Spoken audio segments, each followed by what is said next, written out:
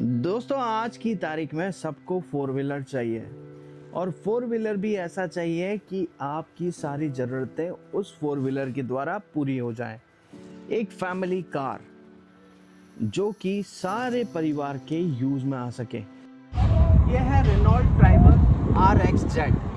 ये मिडिल वाला मॉडल है, ये टॉप भी नहीं है और ये सबसे स्टॉक मॉडल भी नहीं है, एंट्री सेगमेंट वाला भी नहीं है, ये मिडिल सेगमेंट है और लगभग 8,95,000 रुपये ये एक्स शोरूम कॉस्ट करता है, जो कि राजस्थान में लगभग 10.35 या 10.45 लाख के आसपास आपको पड़ता है। तो आज की वीडियो में हम सिर्फ इसी के बारे में बात करेंगे। तो जल्दी से अपन चलते हैं स्पेसिफिकेशन की तरफ और मेरा लगभग 1.5 साल का जो एक्सपीरियंस रहा है इस कार के साथ में वो आप लोगों के साथ शेयर करते हैं। दोस्तों ये है Renault Triber RXT limited edition model with dual tone, जो कि लगभग 1.5 साल पुरानी हो गई है। हमारी रेनॉल्ट ट्राइबर अब तक 16,567 किलोमीटर चल गई है और अप्रॉक्स 1.5 ईयर्स इसको कंप्लीट हो चुके हैं। अभी जस्ट मैंने थोड़े दिन पहले ही इसकी 3rd सर्विस कराई थी, जिसका बिल मैं आप लोगों की सहूलियत के लिए साथ में लगा दूंगा। और आज हम जो बात करने वाले हैं वो ओवरऑल इस गाड़ी के बारे में ही होगी, ओवरऑल इसकी परफॉर्मेंस के बारे में होगी, ओवरऑल इसकी खूबियाँ और ओवरऑल इसकी कमियों के बारे में होगी। हम सिर्फ एक ही चीज़ के ऊपर बात नहीं करेंगे, हम सारी चीज़ों के ऊपर बात करेंगे।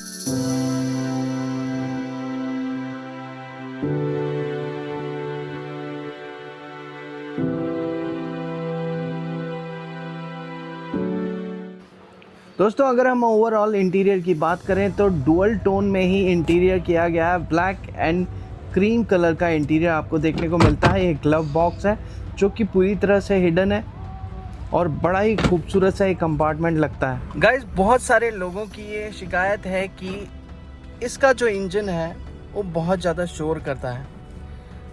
हालांकि 1.5 साल के मेरे एक्सपीरियंस में लगभग 17,000 किलोमीटर के एक्सपीरियंस के हिसाब से मुझे अभी तक कहीं भी ऐसा नहीं लग रहा है कि गाड़ी में कहीं कोई शोर है या कोई दिक्कत आ रही है। ये देखिए अभी गाड़ी स्टार्ट है मेरी।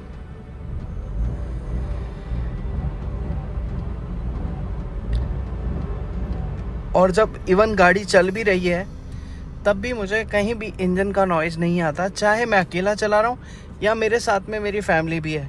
और हम इसी गाड़ी को नेपाल तक भी लेकर गए हैं और आप लोगों को मालूम है कि नेपाल जाना कोई आसान काम नहीं है।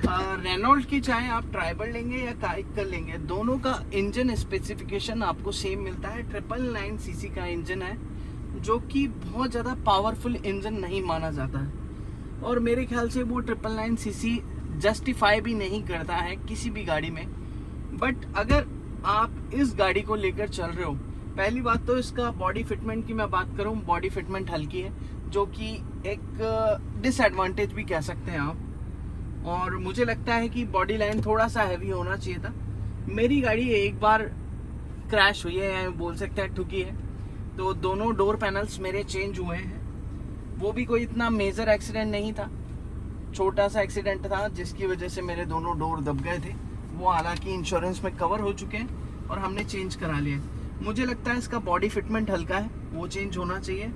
999 सीसी इंजन हालांकि हल्का है। ऑल्टो की बात करेंगे तो उसमें भी 1000 सीसी इंजन आता है, मगर इसी 1000 सीसी के इंजन को हम लोग 7 सवारी बैठा करके, मेरी फैमिली में 7 मेंबर हैं, हम सातों बैठ करके इसको नेपाल लेकर गए और उसमें भी मुझे चाहे कितनी स्टिफ चढ़ाई हो कहीं प्रॉब्लम नहीं आई। तो कहने का मतलब यह है 999 सीसी का इंजन मोर देन सफिशिएंट होता है अगर आप उसको तरीके से चलाते हो। आपकी स्किल्स के ऊपर डिपेंड होता है और मैं स्किल्स के ऊपर, किसी की भी स्किल्स के ऊपर कोई बात नहीं करूँगा क्योंकि सबकी स्किल्स अलग अलग होती है। मेरी स्किल्स ये है कि मैं उसको लेकर गया हूँ। और लास्ट नॉट द लीस्ट, आइए मैं आपको दिखाता हूँ एवरेज।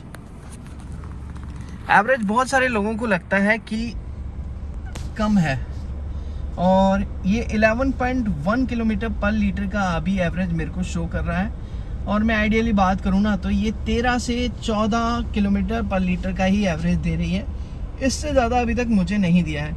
हालांकि कंपनी क्लेम ये करती है कि ये अराउंड 17-18 का एवरेज देती है, बट ऐसा नहीं है। अगर आपको 1000 सीसी इंजन 17-18 का एवरेज दे रहा है 7 सवारी बैठाने के बाद में, तो शायद वो पॉसिबल नहीं है किसी भी गाड़ी में। सिर्फ टोयोटा एक ऐसी कार है जो आपको 20 प्लस का भी एवरेज देती है, और इसीलिए आपने देखा होगा कि ज़्यादातर जो टूरिस्ट व्हीकल्स होते हैं वो टोयोटा यूज़ करते हैं, क्योंकि रिफाइन इंजन है, ज़्यादा काम भी नहीं मांगता है। गाइस, स्पेस की बात करें तो ये स्पेस आप बैक से देख सकते हैं, ये 3rd रो है, और ये आप एडजस्टेबल हैं, एडजस्ट भी कर सकते हैं, और चाहो तो आप इनको हटा भी सकते हो। ये 3rd रो है। 3rd रो के बीच में मैं आपको दिखा देता हूँ कि 3rd रो पे जब बंदा बैठा है तो क्या स्पेस आपको मिलेगा। पीछे वाले बंदे के लिए पाँव रखने के लिए बहुत कम जगह बचती है, इतना स्पेस नहीं है, मगर आराम से इजीली अगर आपके छोटे मेंबर हैं, बच्चे हैं, तो आप पीछे उनको आराम से इजीली बैठा सकते हो। ये इसका 3rd रो, और इसी में ये देखिए कि आप ये जो सीट्स हैं इनको हटा भी सकते हैं। गाइस, आपको करना क्या होता है, ये लीवर आपने हटाया और ये इजीली ये हट गई सीट। ये देखिए इतना स्पेस आप लोगों के पास में बचता है कि आप आराम से बहुत दिनों का सामान आप अपने साथ में लेकर जा सकते हो अगर आप ट्रैवलिंग कर रहे हो। जो ट्रैवलर्स हैं उनके लिए एक अच्छा स्पेस बन जाता है। तो 2nd रो में आपको बहुत अच्छे से स्पेस मिल जाता है अगर आप बैठे हो। अब मेरी हाइट लगभग 6 फीट के आसपास मेरी हाइट है, 5'11", और आप देख सकते हो मैं कितने कंफर्टेबली बैठा हूँ। तो मेरे पास में यहाँ पूरा स्पेस है, मैं कैसे भी बैठूंगा, मुझे कहीं प्रॉब्लम नहीं आने वाली है। अगर हम को पैसेंजर सीट की बात करें तो ये देखिए आप, यहाँ पे भी आपको अच्छा खासा बूट स्पेस मिल जाता है, आप इजीली बैठ सकते हो, और ये भी एडजस्टेबल है। ये आपको फुल बूट स्पेस मिल जाता है अगर आप कितने लंबे क्यों ना हो। दोस्तों, ग्राउंड क्लियरेंस की बात करें तो इसमें 182 mm का आपको ग्राउंड क्लियरेंस मिल जाता है। कहीं भी गाड़ी आपकी टच नहीं होती, आप चाहे पहाड़ पे जा रहे हो या फिर आप इस तरह की रोड पे भी चल रहे हो या उस तरह के सरफेस पर चल रहे हो, गाड़ी कहीं भी टच नहीं होती। चाहे आप एक बंदा चला रहे हो, 2 बंदे बैठे हो या फिर 7 बंदे बैठे हो। रेनॉल्ट ट्राइबर में आपको कलर ऑप्शन भी देखने को मिल जाते हैं, जैसे ये लिमिटेड एडिशन कलर है ब्राउन एंड ब्लैक का। इसी एली मॉडल में, RXZ मॉडल में आपको अनदर जो कलर मिलता है वो ब्लैक एंड वाइट का मिलता है, और सिंगल टोन कलर RX वो अलग सीरीज़ है। इस गाड़ी में आपको 4 एयर बैग देखने को मिलते हैं, और 4 एयर बैग होने के कारण इसकी रेटिंग 4 स्टार रेटिंग है।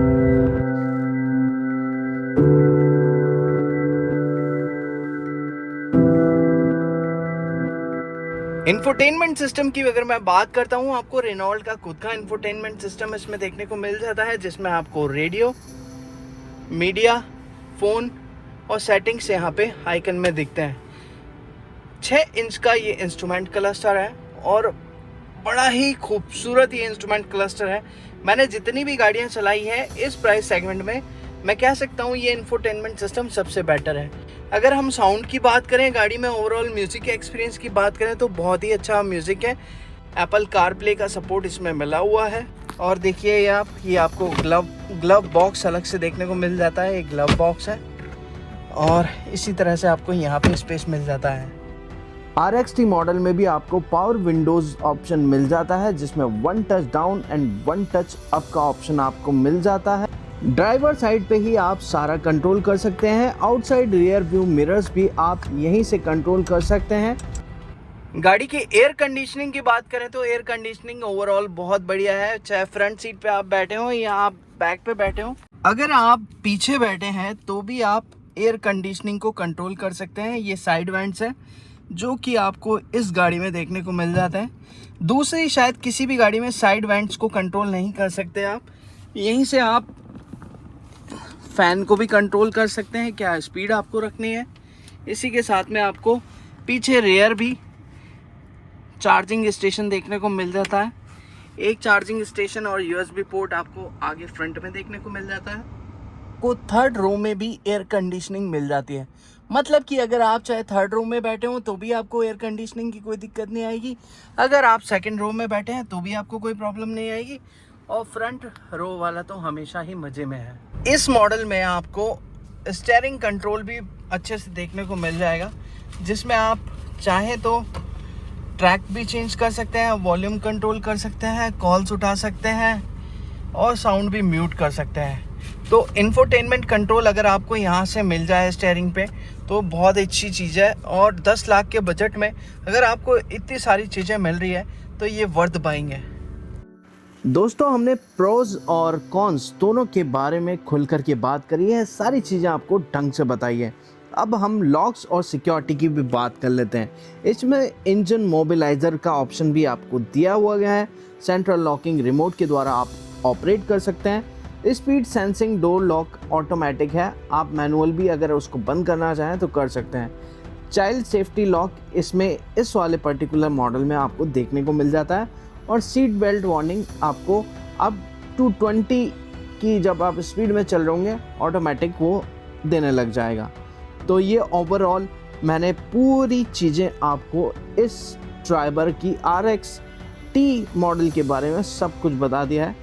आई होप आप लोगों ने इसके बारे में खूबियाँ भी जानी होगी और कमियाँ भी। गाइस, अगर हम हेडलाइट की बात करें तो प्रोजेक्शन आप देख सकते हो, हेडलाइट का प्रोजेक्शन अच्छा खासा है। लो बीम हाई बीम पे गाड़ी अच्छे से वर्क करती है। कभी भी मुझे हेडलाइट को लेकर के कभी भी कोई डाउट नहीं हुआ, कहीं कोई प्रॉब्लम नहीं हुई। ये वीडियो मैं रात को इसलिए शूट कर रहा हूँ ताकि आप कंप्लीटली जस्टिफाई कर पाएँ हेडलाइट बराबर है या नहीं है। ये आपको कूलिंग कंपार्टमेंट भी मिल जाता है इस गाड़ी में, जहाँ पे आप अपने मान लीजिए गर्मी ज़्यादा लग रही है, कोई चीज़ ऐसी है आपको जो ठंडी रखने की ज़रूरत है, तो ये कूलिंग कंपार्टमेंट है, आप इसमें रख सकते हैं।